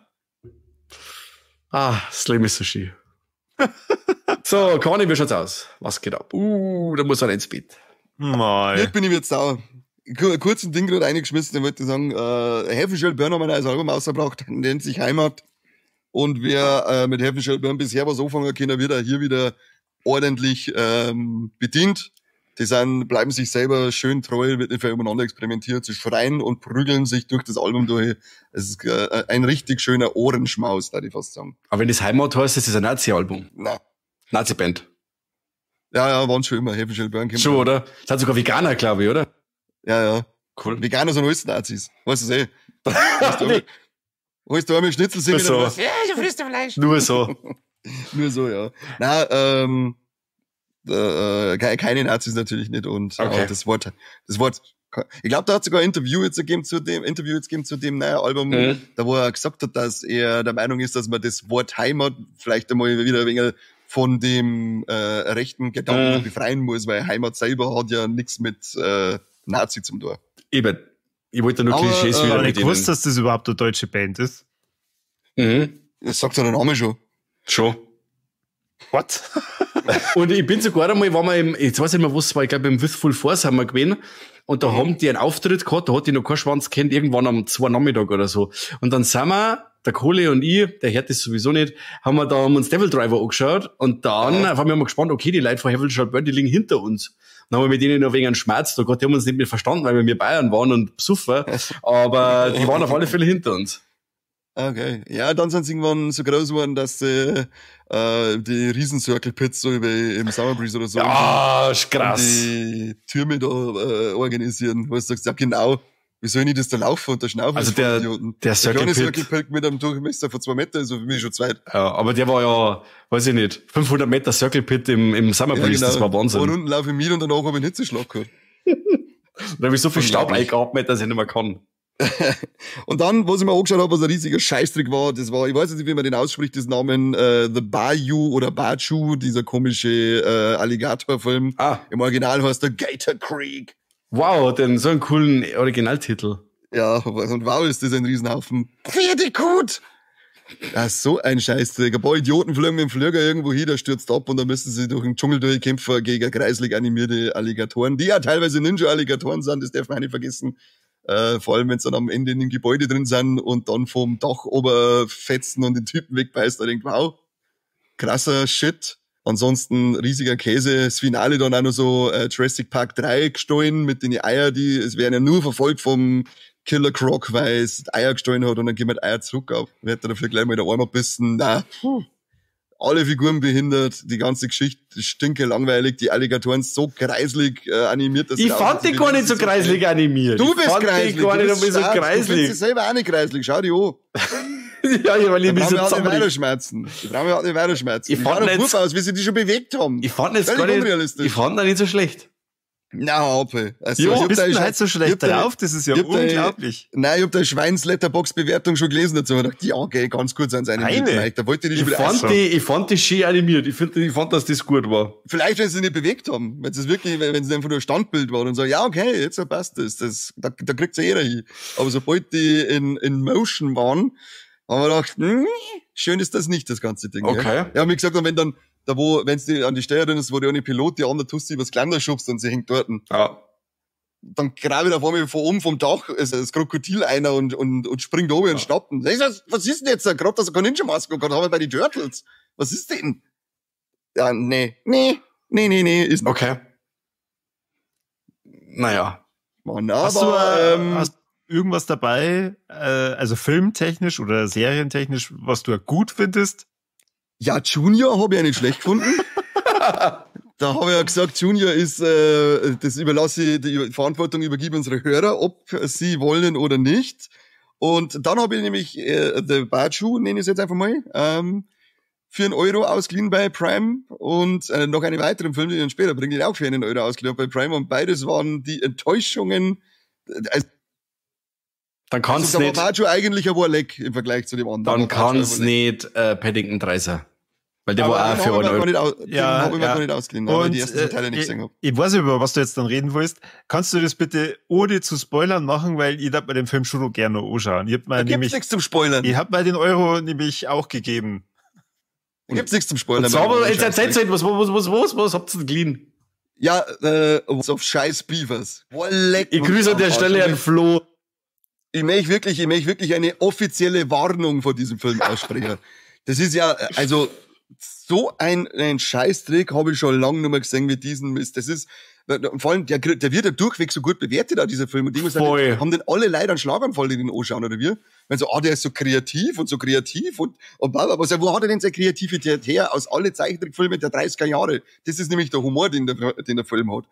Dann, also du hast echte Menschen und dann hast du halt andere Menschen, die dann so die Tiere spielen, aber Tierkostüme haben und dann schaut das immer aus wie so eine Mischung aus echter Welt und gezeichnet und so weiter. Und das ist so behindert. Du hast wirklich, wie gesagt, der Humor, dann fliegt der Eiszapfen von oben runter und er schaut auf und dann geht er so einen Schritt auf Zeiten und dann fliegt der Eiszapfen runter und geht auch einen Schritt auf Zeiten, damit dann halt dunkel wird. Das ist der Humor. Ja, ich bin begeistert. Das bis super, jetzt. ich bin auch durchgehend hat's mich zerrissen bei dem Film. Ich hab so viel gelacht, hab ich schon das stell mir die ganze Zeit, ich habe schon viel gehört über den Film. Ich stell mir immer vor wie The Emo War. Na, Emo war echt lustig. Der Film ist ja auch noch zusätzlich ein Stummfilm. Das kommt ja auch noch dazu. Der Stummfilm? Ja, der funktioniert ja nur mit Musik und ein paar dumme Geräusche von dir. Also, zwar nicht 100%ig, aber da möchte ich an Dennis, wenn der Dennis vor die Banausen bzw. Bastarde uns jetzt dazuhört, dein Letterbox Review für die fangst noch eine. Diese Kreativität, die vermisst er bei den großen Produktionen. Ja, welche denn? Wo ist noch Kreativität dabei gewesen bei diesem Scheißtrick? Das ist einfach nur alles geklaut aus jedem Zeichentrickfilm, den es jemals gegeben hat. Da ist keine einzige eigene Idee dabei. Selbst der komische Biber-Roboter am Schluss, wo sie alle Biber zum großen Manschgeld zusammenbauen, der ist auch gestohlen von South Park. Der hat's wenigstens mit Behinderten gemacht. Der war's wenigstens lustig und hat's einmal angeschmissen. Oh Gott. Aber der dämliche Biber-Roboter bei 100 of Beavers, der kommt doch jetzt eine neue Deutschland-Tour, kommt jetzt da. Ich hab zu dir gesagt, du sollst nicht spoilern, Mann. Wo sind das Ich glaube, das ist keiner von denen Filme ist, die wo durch diese krasse Story bist überzeugen können. Jetzt weiß ich schon, das ist wie South Park. Und dann kommt das ist behindert, wer South Park oder gesagt. Eine Deutschland-Kinotour kommt jetzt aus und da möchte ich offiziell zu einer Gegendemo aufrufen bei jeden Veranstaltung. Hiermit offizielle Gegendemo bei jeder Hundreds of Beavers Kinoveranstaltung. Weil das den schaust du an. Das ist wie Nachrichten, wenn du das anschaltest. Du verlierst einfach einen Glauben an Menschheit in dem Moment. Da denkst du, was ist denn los? Verstehe ich alles nicht. Also dann für wenn du dann die Bewertungen anschaust, die 4,5, 5 von 5, 4 von 5. keine Ahnung, haben die alle einen anderen Film gesehen als ich. Ich verstehe es nicht, weil das ist wirklich unlustig, der ist langweilig, der ist dämlich, in meinen Augen ist das nicht kreativ, weil das alles einfach schon 1000-mal in irgendeinem Kinderfilm oder in irgendeiner Kinderserie da gewesen ist, da ist nix dabei. Das Einzige, was man vielleicht so gut halten kann, die Machart, sag okay, aber die Machart allein interessiert mich auch einen feuchten Scheißdreck, wenn ich ansonsten fast 2 Stunden da sitze und mir lieber einen Pulsadern aufschneiden möchte. Aber du hast es trotzdem gemacht. Ja, aber was ich dann gemacht habe, da in der Hälfte habe ich angefangen, dass ich lieber einen Tisch schaue und immer so, hey, da steht noch mein Lego Droid-Kassette, das war aber jetzt dabei zusammen nebenbei. Da habe ich dann aufgeregt, weil ich wieder nur Aufkleber drin sind in dem Scheißset. Aber es gibt so Dinge, wie gesagt, wo alle, das lieben alle. Zum Beispiel, waren wir schon wieder bei Blood and Sinners. Ich habe nur keinen, außer einen Thilo Gose-Johann, gehört, der den Film nicht gefallen hat. Und ich fand, durchwachsen. Also jetzt nicht dieses Ding, wo dann heißt so, ja, und das ist jetzt dann schon mein Film des Jahres und Ding. Ich meine, das muss der Film sein. Dann schaue ich mal an und denke mir, der war gut. Aber ich muss doch da nicht bei dem Scheißding nicht das ausflippen. Das ist wenigstens ein Film, der Blood and Sinners oder nur Sinners. Aber Hundreds of Beavers sprich ich ab, dass der Film ist. So schlimm gleich. Okay. Dieses Recht kriegt er nicht von mir. Dieser Film darf sich nicht Film nennen. Ich bin jetzt nicht abgeschreckt, also werde man den auf jeden Fall noch anschauen. Und dann. Du bist selber schuld. Ich freue mich auf die nächste Alex-Folge. Ich freue mich. Beim nächsten Mal berichten, ob der Kanye einfach momentan sehr schlecht drauf ist. Ja, dir traue ich sogar zu, dass du ihn gut findest. Dir traue ich sogar zu. Das ist also der typische Film, der so behindert ist, dass du dann mit Absicht sagst, der ist gut, damit du die Coolen dazu Kids kehrst. Du meinst so wie Fraktus. Ja, genau. Aber Fraktus ist ja wirklich gut. Ja, aber hier musst du merken, bei diesem Film, den musst du schlecht finden, weil dann kehrst du nicht zu der grauen Masse, die er gut findet. Also wenn du rausstechen möchtest, dann musst du den Film schlecht finden. Ja. Diesen das heißt, wenn du jetzt deine Gegendemo machst, für alle Hörer, die sich da berufen fühlen, schreibt Kanye. Ich poste nur die ganzen Daten, wann, wo, in welchem Kino und so weiter. Aber bitte nicht als Viva la Movie-Illusion. Ja klar ist es als Viva la Movie-Illusion. Nein. Das wird eine lautere Gegendemo als beim Sommerinterviews letztes Mal. Also da können sie die noch scheinbar davor abschneiden. Okay, schön. Aber da stecken ja mehr Meinungen dahinter. Und vorher möchte ich den Film erst gesehen haben, bevor du offiziell als Viva la Movie-Illusion aufrufst. Vielleicht geht er mit. Das ist hier schon offiziell jetzt als Viva la Movie-Illusion aufgerufen. Das ist schon beantragt, die Demo, die hat einen politischen Zweck. Also dürfen sie es nicht ablehnen, sagen wir einfach mal jetzt. Also das passt schon. Ich muss auch dazu sagen, ich habe ja diese 99-Cent-Aktion auch gesehen und habe den Film dann auch gesehen und habe mir gedacht, das ist ein Ding, das spricht mir überhaupt nicht an, leicht nicht. Das war... Weil er eben so gehypt wird und der war ja auf welche Festivals überall und Sondervorstellungen, alle finden das so toll und dann haben wir gedacht, das muss ja der Film überhaupt sein, ich muss das unbedingt sehen. Aber sicher, und so, eigentlich manchmal so Indie-Dinger, und wenn's dann noch ausgefallen und kreativ und was ich was sind und dann schauen wir den und denken wir, wer finden das lustig, der Ada ist als 4. Das ist dieses Skinner-Ring-Phänomen. Der war auch beschissen. Und trotzdem gehen dann Haferleitern da rein und denken sie, wie weil toll. der wieder gut war. Der hat halt auch noch geil ausgeschaut. Ja, geil ausgeschaut. Voll gruselig. Gruselig. Ja, am gruseligsten war es, wie die Lego sie bewegt haben. Gruselig ist, was kostet das? Schau unter das Bett. Ja, wenn das nicht gruselig ist, hast du kein Herz in der Brust, Junge. Joshua. Weil geht's läuft. Wenn schon einer Joshua heißt, da scheiße mit Hosen. Ich sag nur Troll 2. Ja. So ein Festweg. Bin gespannt, wenn du angeschaut hast. Da bin ich auf alle Fälle gespannt, was du sagst, Karl, wenn du angeschaut hast, weil ich glaube, ich sehe uns wieder schon auf der Gegendemo. Hand in Hand. Irgendwelche und mit Blumen. Aber also wir müssen schon Blumen in die Höhe strecken. Nein, ich brauche irgendein Transparent mit irgendeinem blöden Spruch drauf. Ach so. Hey, oder wir verkleiden uns wie die Biberbrüder. Biberbrüder, die sind Wahnsinn. Ja. Die sind sogar lustiger als der Brüder. Jetzt gerade das Gesicht von Mike sehen könnte jetzt das. Habe ich nie gesehen. Biberbrüder, super. Die sind schon super. Die haben schon Howard the Duck schaut als als Kind, aber Biberbrüder nicht. Das war aber voll Kommerz. Ja, eben. Und Howard the Duck war halt wirklich für Kinder gemacht. Ja, eben. Biberbrüder spricht das wieder eher Erwachsene um mit seinem Humor. Und Hundreds of Beavers spricht eben alles unter 4 mit seinem Humor. Okay. Ja. Da fliegt der Eiszapfen ab und dann rennt er um einen Baum rum und dann die sind so Geräusche dabei so, und dann so die Schritte so, und dann fliegt der Eiszapfen auch so oben und dreht sich auch mit ihm rum am Baum und so. Ja, aber halt doch die Fresse, wo schauen wir gerade an, Mickey Mouse oder wie? Ich beschwör's euch, aber das ist diese Art von Humor, die auch das Remake von Die nackte Kanone haben wird. Ich schwör's, genau sowas. Bin ich schon sehr gespannt. Wirklich. Bin schon sehr gespannt. Seid ihr schon bereit, Corby, dass wir mal wieder über eine Doku reden? Na, Corby, verzeih du nichts. Mike, verzeih du was. Ich mache jetzt nur noch so eine lustige Frage, wieder wegen einem deutschen Titel, baue jetzt noch mehr ein. Der Originaltitel von diesem Russ Meyer Film ist Faster Pussycat, Kill, Kill. Ist der Originaltitel. Wie heißt der Film bei uns in Deutschland? Kill, Kill. Na. Ich kenn den Film. Schon, oder? Ja. War schon auf Arte da im Fernsehen, glaube ich. Die aufregende Jagd und dann halt der Name von der Dame. Viel besser, viel besser.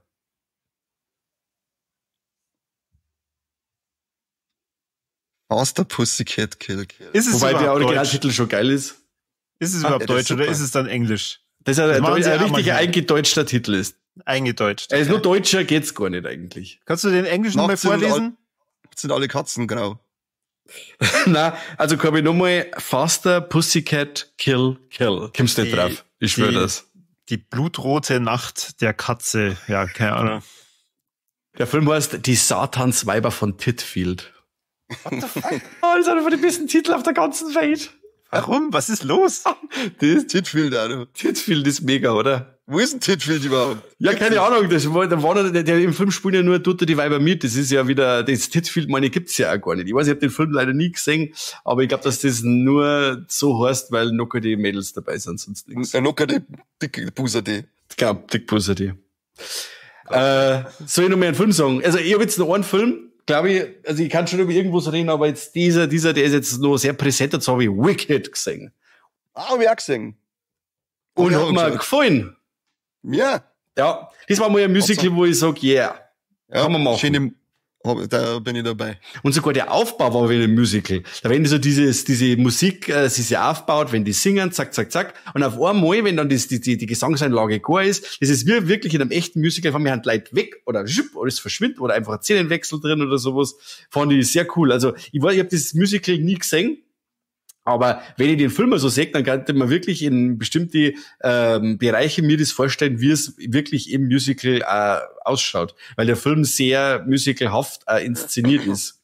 Und was man wirklich zugute halten muss, die Musik cool, wirklich gute Lieder. Ich sag nur das letzte Lied, also wer da nicht Pippi in die Augen hat, so krass wie das performt ist, so krass wie das gespielt ist, das ist, dann hat er nur einen schleimigen Klumpen in der Brust, weil es wirklich geil gemacht ist. Der nicht mehr bei Skin Ring Angst hat. Ah, Wahnsinn. Ja. Aber alle Fälle, weil so cool bin. Wir haben es wieder wirklich wieder mal in einem Film, dass wirklich schöne Bauwerke gemacht worden sind. Das ist wirklich alles da. Es ist nicht alles CGI, nur die Hintergründe. Die Kulissen sind super, die Kostüme sind mega. Ich habe mir dann das Making-of dazu angeschaut, also es ist wirklich Wahnsinn, was da für ein Aufwand betrieben worden ist für das Ding. Vom Casting weg bis über Produktionsdesign und alles. Irre, was da Aufwand drin steckt in dem Film. Und dass sie einer noch so viel Aufwand betreiben möchte, dass er so einen Film macht, absoluten Respekt. Diese schwarze Schauspielerin, jetzt weiß ich nicht mehr, die grüne Hex. Revo. Super. Leck mir am Arsch. Brutal, also, das ist auch mein Highlight gewesen, ja. Sehr, sehr geil. Also ich kann wirklich diese Oscar-Nominierungen oder die vielen Nominierungen sehr nachvollziehen, die der Film gekriegt hat, weil das wirklich Wahnsinn ist. Also wäre verdient gewesen, auch wenn natürlich der Substance bei Oli lieber als Sieger herausgehen gesehen hätte. Aber bei dem Film jetzt, wo ich ihn gesehen habe, habe ich mir gedacht, ja, das ist wirklich ganz stark, was der in so gut wie alle Bereiche abliefert. Und dann dauert der Film 2,5 Stunden und das vergeht wirklich sehr schnell. Und ich bin jetzt echt gespannt auf den zweiten. Ich freue mich. Ich glaube, da gehe ich ins Kino. War wirklich einmal so eine Geschichte, gell? Ja. Jeff Goldblum auch noch dabei. Voll gut. Den sehe ich einmal gern. Voll gut. Nein, ich war auch sehr positiv überrascht. Ich habe nichts erwartet. Ja. Das ist die Musical-Umsetzung von Der Zauberer von Oz. Nein, von Vorgeschichte praktisch, oder? Ist nein, das aber nicht irgendwie die Vorgeschichte? Nein, das ist gar nichts, oder? Nein, weil der Oz ja schon da ist. Oder ist, jetzt eine gute Frage. Ist sie nicht die böse Hex vom Schluss von Oz? Vielleicht wisst man mehr, wenn Wicked 2 durchgelaufen ist. Warten wir Teil 2 ab und dann, weil das ist echt okay, merkt man die Frage. Das ist genau, stellen wir mal zurück. Das passiert ja auch vom Buch. Jetzt weiß ich halt auch nicht, ich habe jetzt zwar gelesen, dass der Fokus von dem Buch mehr das Politische ist, weil wir haben ja da nicht bloß Eitel, Freude, Sonnenschein und alle singen, weil sie so lustig sind und jedem scheint die Sonne aus dem Arsch, sondern wir haben ja dann wirklich ein paar so, ja, schon fast so Dritte Reich Anspielungen mit drin und so. Also der Film geht dann schon einmal inhaltlich auch aufs Ganze, wo ich sage, ja, cool, was er da macht und wie er dann bestimmte Figuren zeichnet, wie er für bestimmte Themen auch behandelt. Schön. Also wir sagen Blockbuster, toll. Ja, interessant. Ich freue mich auf den Zweiter. Sehr schön. Da gehen wir ins Kino mit 2 und dann singen wir mit. Ja, Hand in Hand. Hand in Hand. Das wird richtig schön. Das wird richtig süß. Ja. Jetzt weiß ich nicht, wer ist denn der nächste Corby? Wer schmerzt der Corby, dann sagst du mal, du willst eine Doku sagen, dann darfst du jetzt nicht. Nein, der kannst du nicht Doku sagen. Ja, können wir wieder stumm schalten.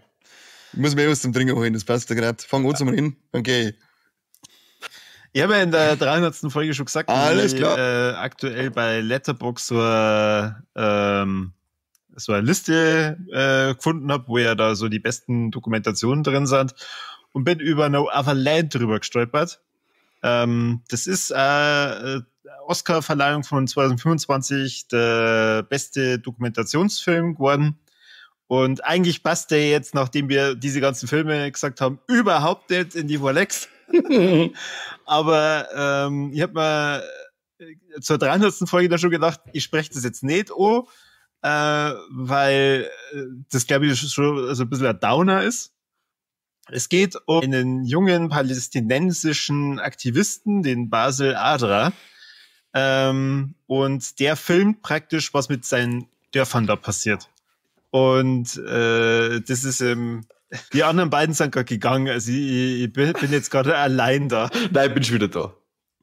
Ja, und ich glaube, das zieht sich über 2 Jahre, wo sie halt dann immer wieder das filmen, wie die Leiter aus diesem Militärübungsplatz von den Israelis vertrieben werden.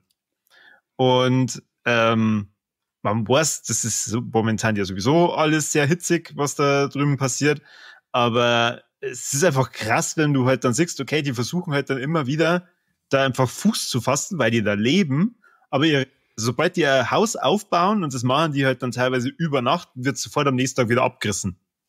Und jetzt leben die so halb in Höhlen und versuchen halt dann immer wieder die Häuser aufzubauen, weil sie sich von da nicht vertreiben lassen wollen. Und dann filmen sie halt unter anderem diese Grundschule einreißen und sowas, wo vorher gerade nur die Kinder drin waren. Und das ist einfach total übel. Und dann siehst du das und denkst du dann, die machen das einfach nur, dass diese Leute vom Land weggehen in die Städte. Dass die halt dann da besser kontrolliert werden können. Und die Machart war schon sehr ungewöhnlich. Also zumindest, das kommt einem nicht so rüber wie ein normaler Dokumentationsfilm. Aber hat mich sehr mitgenommen und deswegen wollte ich das unbedingt mal in die Rolex mitnehmen. Jeden, den das Thema interessiert oder der grundsätzlich das mal sehen wollte, wie schon gesagt, der hat einen Oscar gewonnen, der soll sich das anschauen, aber ich verstehe auch, wenn man da jetzt nicht groß drüber diskutieren will, weil es halt einfach ein schwieriges Thema ist. Krass. Ja. Das ist wirklich ein Downer. Ja, richtig. Die wollen das Leute in Städte ziehen. Was ist denn los? Die wollen die da vertreiben. Also die bauen über Nacht teilweise ihre Häuser wieder auf und dann kommen die Militäris am nächsten Tag wieder mit Bulldozern und reißen alle Häuser ein. Und aktuell halt nur mit Raketen sofort dann. Also rentiert sich nicht wirklich, dass man es wieder aufbaut. Ja. Und am Anfang haben sie das halt nur so eher bürokratisch gemacht und dann irgendwann gab es halt immer wieder Gewaltausbrüche. Verrückte Ernten, was die da treiben, das Israel. Ja. Ein Rundumschlag ist das, was die da Ernten gerade machen. Das ist verrückt. Da wird's ja nicht besser mit meinem letzten Thema, was ich noch habe. Ach, du hast da was? Ja, dann bitte. Ja, ich habe auch noch ein richtiges Wortdreck. Und zwar, also wenn es jetzt schon down wird, wird es noch schlimmer, weil es ist schon mal aufgefallen, dass uns das Bounty genommen haben. Na, weil ich das nicht mengen hab. Das ist wirklich vergleichbar mit dem Thema, das stimmt. Ja, nicht vergleichbar, aber es wird ja nicht besser. Ja, heißt das jetzt anders? Es gibt keine oder Bounties mehr. Nein, es gibt keine Bounties mehr. Vielleicht ist es einfach zu teuer geworden mit dem Kokosnusszeug. Ich weiß nicht, aber es ist so klammheimlich verschwunden. Das habe ich traurig gemacht. Da habe ich mit Franzis letztes Mal draufgebracht. Und dann habe ich gedacht, das glaube ich nicht, aber nein, keine Bounties mehr hier bei uns. Das ist, geht Hand in Hand mit den ganzen geilen Sachen, die verschwunden sind irgendwann einfach, wie Frufo oder die sauren Haribo-Dinos. Das ist ein Riesentender, wenn das so einer war. Das war ja auch so geil. Da steht im Internet, die Bounty ist nicht mehr, sie ist am 29. Oktober 2012 während des Hurricanes Sandy gesunken. Die ganze Produktion. Die war mehr. Die Fabrik war mehr von der Bounty. Damn it. Oh, scheiße. Das war nur so ein kleines persönliches Wort Dreck, weil ich dachte, das kann es nicht sein. Man kann es zumindest ankündigen und sagen, hey, pass auf, da und da gibt es Bounty-Nummer, weil dann kaufe ich alle, die ich noch finde. Aber nein, schon wieder ist mal was genommen worden. Das gibt's jetzt gar nicht mehr. Sondern, scheinbar nicht, jetzt so? Nein, also wenn es irgendjemand irgendwo noch hat oder so, aber bei uns nirgends. Ich habe jetzt schon ein paar Geschäfte immer wieder die Clubschäuglein aufgehalten und krieg nirgends mehr eins Bounty und ich habe Bounty gern mengen, weil ich bin schon so ein kleiner Kokos-Junkie. Und jetzt ist Bounty einfach krass. Also ich bin jetzt Freiheit. auf der Celebration-Seite. Kommst am nächsten Tag zurück, ist der Haus fort. Ich komm zurück zum Medical, ist das Bounty fort. Tolle Sache. Also ich bin gerade, weil das nimmt mich natürlich schon sehr mit. Ja, auf klar, der Celebrations-Seite, also diese kleinen Teile. Und hier steht, what's inside Bounty? Ja, die kleinen. Was mehr mit den kleinen Scheiß-Bounties? Da muss ich das ganze Backerl aufmachen, damit die ungefähr einen Riegel hätte. Dann sind sie gar nicht weg. Bounty-Riegels mehr haben, die normalen, so wie es Twix, Mars, Snickers, Lion und so weiter gegeben hat. So ein Riegel, die gibt's nicht mehr. Oder die Dütterl hat's doch auch gegeben, wo so die Milky Ways in klar gegeben hat. Jetzt gibt's ja von Twix, Mars und so weiter, gibt's auch von Bounty nicht mehr. Ich glaube, dass die Celebrations so ziemlich die einzigen sind, wo es noch drinnen ist, Bounty. Also wenn irgendeiner von den Hörern mich da erleuchten kann und sagt, hey, pass auf, da und da gibt's auch noch Bounty oder in dieser und dieser Form, dann bin ich sehr dankbar und kaufe ich alles, damit ich noch fetter werden kann. Aber aktuell bin ich in Trauerstimmung, weil auf der einen Seite Häuser weggeschoben werden und mir das Bounty weggenommen wird. So geht nicht. Tja. Es ist in Celebrations drin, kauft da alle Celebrations. Na, aber bei Celebrations ist das behinderte Maltesers drin. Wer mögen das? Das ist schon, also da gib's mir. Ich geb dem mir. Ja, genau, kauf ich jetzt Celebrations und du frisst mir die Hälfte zusammen. Also ich möchte es lieber wegschmeißen. Na klar, bevor es dir gibt, schmeiß es weg. Wollig. Also die redet du nie mehr von der Nachhaltigkeit. Ich finde Bounty tatsächlich gar nicht so geil. Ja, nicht. Ich finde eigentlich auch gar nicht so geil. Surfer. Also, ja, Surfer finde ich auch nicht geil. Ich habe schon besser das Surfer gefressen wird das. Stungen's drum. Das heißt, die Waschen damit nicht fressen. Aber echt, du Trottel, brauchst dich wundern. Mit dem Bounty eingeschmiert. Ja, nein, aber das sind so Sachen, genau manche Sachen verschwinden. Riesentender habe ich damals auch getroffen. Das war ein geilen kleinen Tender und dann hat es dieses geil wie so Rouladen gegeben und auf einmal, irgendwann haben wir gedacht, jetzt hätte ich mal wieder Bock auf so einen Riesentender. Das schiebe ich mir komplett allein rein, friese einfach wie ein Dürüm. Ja, nix hat's geheißen. Bist schon fett genug, jetzt nehmen wir es weg vom Markt. Scheiße. Wahnsinn. Es ist zwar nett, dass auf mich Figur schauen und wir sagen, dass du nicht nur fetter wirst, aber ein bisschen was runter vom Markt, aber sag's was vorher. Ich möchte einen Abschiedsdien nehmen mit denen halten, aber nicht mit das vergunnen wir. Verdammt. Sehr schön. Es endet jetzt einfach mit der Note wieder. Ja, das ist irgendwas Fröhliches zum Abschied. Ja, ich zick nur mal hier schnell jemanden hoch, und zwar einen Bastian Pastewka. Hier schauen wir nämlich momentan, weil es auf Netflix gerade drauf ist, alle Folgen von Pastewka an.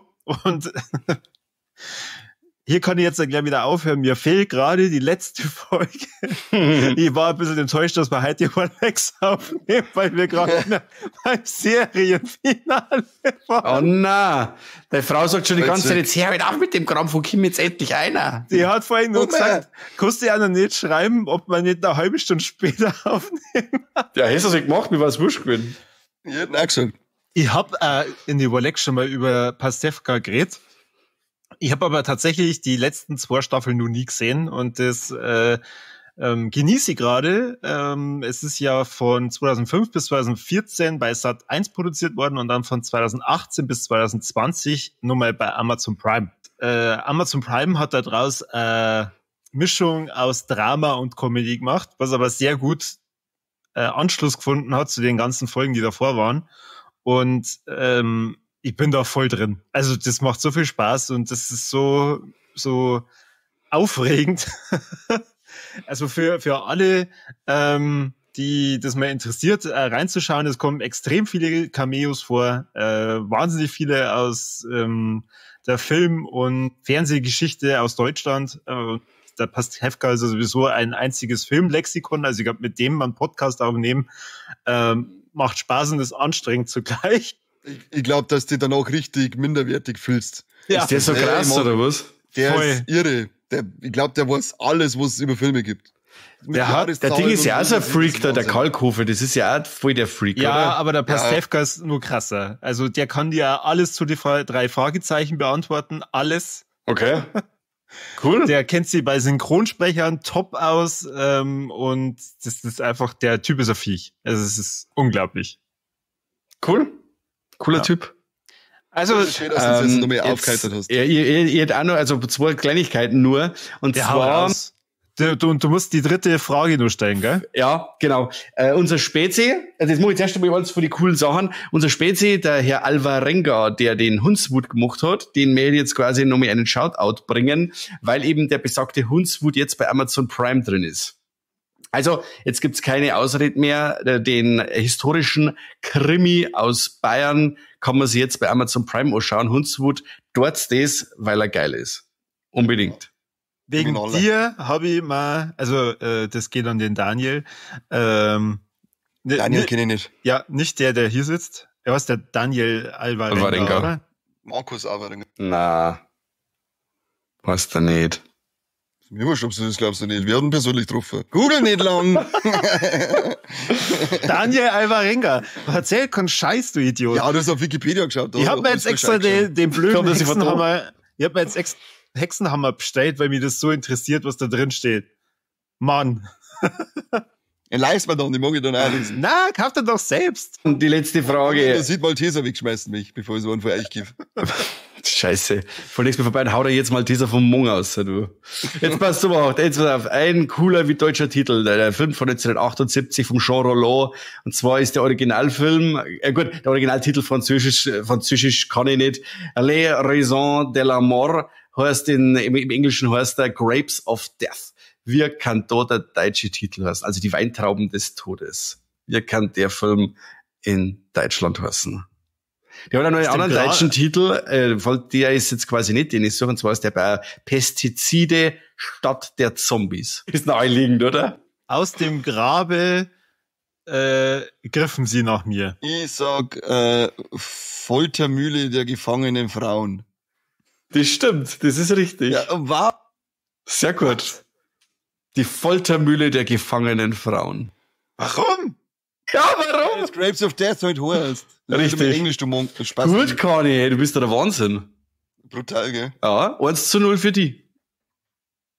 Gut, dass ich das nicht gegoogelt hab. Sau gut. Ja, toll. Okay. Wer kommt denn auf sowas? Ja, keine Sau. Genau. Grapes of Death, Foltermühle der gefangenen Frauen. Geil, oder? Ich lieb's das ja. Ich möchte halt die Typen echt einmal sehen, die die Titel sich dann einfach haben lassen. Ja. Und geht's in dem Film dann auch eher um Weintrauben oder eher um Foltermühlen? Beides. Also es wird eher gefoltert als wir Weintrauben. Also Weintrauben haben die Wurzel des der gefangenen Übels. Weintrauben. Es ist ja eigentlich schon wieder so ein Öko-Horror im Endeffekt, weil ja da die durch Pestizide eben, die titelgebenden Pestizide dafür verantwortlich sind, dass die Leute nach dem Genuss zu Zombies werden. Also keine gefangenen Frauen? Ja, die werden dann schon gefangen und festgehalten und kaut. Also ist eigentlich die Kombi aus den 2 deutschen Titeln, die beinhaltet alles, was vorkommt. Eigentlich ist schon ein Spoiler. Foltermühlen, und gefangene Frauen, Zombies, Pestizide. Ja, Weintrauben, englische Titel nur eigentlich, ja. Richtig. Ja, das ist eigentlich auch nicht schön. Also, wenn man wissen, wie sich der französische Titel richtig zusammensetzt, da ist da vielleicht auch noch was drin. Aber die Übersetzung vom Französischen ist die Weintrauben des Todes. Ah, okay. Wow. Genau. Und nur ein kleiner Dank eben an dieser Stelle, weil ich es noch nie gemacht habe, aber jetzt machen wir es. Ich schreibe für das Kiss My Mac Magazin und in der Kolumne ist allerweil noch eine Ding angeheftet. eine Werbung von uns, Viva la Movolution. Das finde ich sehr nett. Danke an dieser Stelle und jetzt an unsere Hörer ein Aufruf. Ein cooles Magazin, da gibt's auf alle Fälle einen Haufen Nockerdi, wirklich sehr viel Nockerdi. Da gibt's ganz viel Nerdkram, ein bisschen trashy, ein bisschen Erotik und natürlich dazwischen, zwischen die ganzen Busen, schau ich außer. Und ich sorge für den Gruselfaktor der Zeitschrift. Und genau, schaut's da um mich rein. Es gibt ein Online-Magazin, das könnt ihr euch auslassen. Hat auch mehr Bonus, also die Zeitschrift wird teilweise auch erweitert um ein paar Sachen und so. Auch um ein paar explizitere Bilder vielleicht sogar noch, wer weiß, schaut zu mir rein. Und genau, und sucht zu mir unsere Werbung. Und schickt uns ein Beitel davon. Unser Triple Threat schickt uns ein Beitel, macht ein Beitel von unserer Werbung im Kiss My Mac Magazine und dazu ist eine Story rein und vielleicht kriegt's von uns dann eine Reaktion auf eure Story. Genau. Sicher sogar, möchte ich behaupten. Nein, nicht einmal. Was willst du sagen, Corby? Was ist Triple Threat? Ja, das da ja eigentlich perfekt da reinpassen. Unsere Triple Threat Bewertungen. Ja, das war so eine Geschichte, gell? Das kann man mit ich bei der nächsten Redaktionssitzung gebe ich das an. Ich frage einmal. Ja. Du bist der Hund. Das war's von meiner Seite. Ich habe alles gesagt und getan. Mehr, da können wir nicht durch. Nein, das war's. Ja, da können wir nicht für euch durch. Ihr habt jetzt wieder mal die Entscheidung, ob ihr uns glaubt oder nicht. Aber ihr wisst, ihr sollt uns nicht hinterfragen, ihr setzt einfach das da, was wir sagen. Genau, ihr sollt gehorchen. Ja, ihr sollt gehorchen. Weil wir mir unfehlbar sind. Außer bei Junior, da überlasse ich es euch, weil da weiß ich einfach nicht, was ich tun soll. Aber bei Man-Eater sage ich definitiv anschauen. Ja. Und dann das, was bei Junior rauskommt, essen. Oh, leck. Kill it with fire. Or eat it. Oh, leck. Ein Hosenkadaver. Fließenden Hose, oder? Ja, ich glaube, wir haben mal wieder eine sehr, sehr vielseitige Folge produziert. Deswegen schreibt uns doch bitte an die Kommentare, was habt ihr so im Juli gesehen und was haltet ihr von Bieber-Filmen? Ja, genau. Wer Hundreds of Biebers gesehen hat und irgendwo in Kommentare schreibt, dass er ihm gefallen hat, wird er blockiert. Ja, also mit 10 Leuten nichts zum da haben. Dominik, du kriegst sowieso auch noch eine. Dominik, Dennis kriegt eine. Ich brauche gerade auf Letterboxd schauen. Da haben's alle. Alle finden das so toll. Wow, super. Ganz toll seid alle. Nein. Du kannst doch dann dadurch deine eigene Meinung, die mal, also einfach stärken und dich selbst bestätigen und sagen, ja, alle anderen sind doof, nur ich bin gut. Jetzt kannst du ins Bett gehen und sagen, ja, alle sind blöd, nur ich nicht. Wir bei Modern Family.